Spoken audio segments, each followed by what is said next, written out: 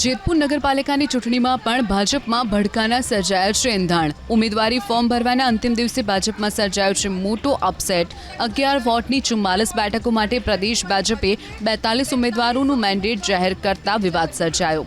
પૂર્વ પ્રમુખ સુરેશ સખેલિયા ઉમેદવારી ફોર્મ ભરી દીધા બાદ પણ પક્ષ તરફથી મેન્ડેટ ન મળ્યું। પ્રદેશ ભાજપમાંથી જાહેર કરેલ ઉમેદવારોના નામમાં વોર્ડ નંબર 10 અને વોર્ડ નંબર 11ના બંને ઉમેદવારોના નામ ન હોવાથી વિરોધનો સૂર ઉઠી રહ્યો છે। પૂર્વ પ્રમુખ સુરેશભાઈ સખેલિયાના નામનું મેન્ડેટ ન આવતા અન્ય ભાજપના 42 ઉમેદવારો તેના સમર્થનમાં આવ્યા।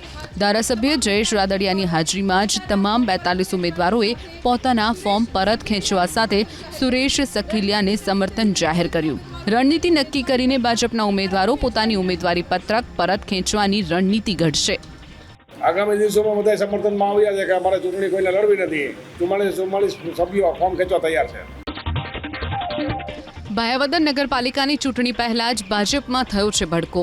અગાઉ વિધાનસભાની ચૂંટણી સમયે કોંગ્રેસમાંથી ભાજપમાં જોડાયેલ કોંગ્રેસના 14 પૂર્વ નગરસેવક અને 5 ભાજપના કાર્યકર્તાઓએ કોંગ્રેસમાંથી ભરી ઉમેદવારી પત્રક, જેમાં ભાયાવદર નગરપાલિકાના પૂર્વ પ્રમુખ નયન જીવાણી સહિત 14 પૂર્વ કોર્પોરેટરોએ કોંગ્રેસમાંથી ઉમેદવારી પત્રક ભર્યું। ભાજપ પક્ષ સસ્પેન્ડ કરે તે પહેલા જ ભાજપમાંથી જાતે જ સસ્પેન્ડ થઈને તમામે કોંગ્રેસમાંથી ઉમેદવારી પત્રક ભર્યા। ભાજપના સ્થાનિક નેતાઓ તેમને સ્વીકારતા નથી અને કાયમી માટે અપમાન કરતા હોવાનો આરોપ લગાવીને તમામે કોંગ્રેસમાંથી ઉમેદવારી પત્રક ભર્યા। નયન જીવાણીએ આરોપ લગાવ્યો કે અમે ભાજપ માટે ઘણું કામ કર્યું, છતાં ભાજપના સ્થાનિક નેતાઓ તેમનું વારંવાર અપમાન કરે છે। બીજી તરફ જામકંડોરણા તાલુકા ભાજપ પ્રભારી ઇન્દ્રવિજયસિંહ ચુડાસમાએ આરોપ લગાવ્યો કે નયન જીવાણી પક્ષને બ્લેકમેલ કરવાનો પ્રયાસ કરતા હતા। દરેક ચૂંટણીમાં નયન જીવાણી પક્ષ બદલાવે છે, મૂળ પાયાના કાર્યકર્તાઓને ટિકિટ આપી છે। જામજોધપુર નગરપાલિકાની ચૂંટણીમાં પણ ભાજપમાં અસંતોષથી આગ ફાટી નીકળી। નગરપાલિકા અને મહિલા મોરચાના પૂર્વ પ્રમુખ ચંદ્રિકાબેન ખાટે કરી અપક્ષ ઉમેદવારી। વર્ષોથી ભાજપની વફાદારીથી સેવા કર્યા બાદ પણ નગરપાલિકાની ચૂંટણીમાં ટિકિટમાંથી બાકાત રખાતા ચંદ્રિકાબેન ખાટની નારાજગી સામે આવી। ટિકિટ ન મળતા ચંદ્રિકાબેન ખાટે ભાજપ પક્ષની સાથે બળવો કરી વોર્ડ નંબર 1માં અપક્ષ ઉમેદવારી નોંધાવી। ચંદ્રિકાબેન ખાટની અપક્ષ ઉમેદવારીથી સ્થાનિક ભાજપના નેતાઓમાં દોડધામ મચી ગઈ છે। બિલીમોરા નગરપાલિકાની ચૂંટણીને લઈને પણ ભાજપમાં ભડકો જોવા મળ્યો। ભાજપમાંથી ટિકિટ ન મળતા બિલીમોરા નગરપાલિકાના પૂર્વ પ્રમુખ સંધ્યાબેન પટેલે કોંગ્રેસનો હાથ પકડીને ચૂંટણી જંગમાં ઝંપલાવ્યું છે।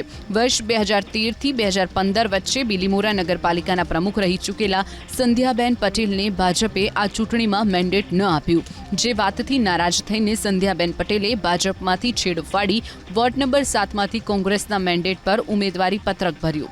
એટલું જ નહીં, ટિકિટ ન મળતા અન્ય કેટલાક ભાજપના નારાજ કાર્યકર્તાઓએ અપક્ષ ઉમેદવારી નોંધાવી। સ્થાનિક સ્વરાજ્યની ચૂંટણીને લઈ અને નારાજ નેતાઓના રાજીનામાનો દોર થયો છે શરૂ। મહેમદાબાદ શહેર ભાજપ મહિલા મોરચાના પ્રમુખ ગીતાબેન ભટ્ટાચાર્યએ તમામ હોદ્દા પરથી રાજીનામું આપી દીધું છે। ગીતાબેને મહેમદાબાદ નગરપાલિકાની ચૂંટણીમાં વોર્ડ નંબર 7માંથી ટિકિટની માંગ કરી હતી, જોકે ભાજપે તેમને બાકાત કરી અને અપક્ષ ઉમેદવારને મેન્ડેટ આપી દેતા ગીતાબેન ભટ્ટાચાર્યએ ભાજપના તમામ હોદ્દા ઉપરથી રાજીનામું ધરી દીધું। આ તરફ તાપીની સોનગઢ નગરપાલિકાની ચૂંટણીમાં ભાજપમાં થયો છે ભડકો। ભાજપમાંથી ટિકિટ ન મળતા અનિતાબેન પાટીલે જિલ્લા ભાજપ સંગઠનના મંત્રી પદેથી આપ્યું રાજીનામું। ભાવનગરના શહેર ભાજપના પૂર્વ કારોબારી સભ્ય અજેન્દ્રસિંહ જાડેજાએ ભાજપમાંથી આપ્યું છે રાજીનામું। વડવા બ વોર્ડમાં ક્ષત્રિય નગરસેવકના અવસાન બાદ પેટા ચૂંટણીમાં ક્ષત્રિય ઉમેદવાર નહીં મૂકવામાં આવતા રોષ વ્યક્ત કર્યો। ગઈકાલે ભાજપના ઉમેદવારનું નામ જાહેર થતાં રાજેન્દ્રસિંહ જાડેજાએ ભાજપમાં રાજીનામું આપી દીધું છે।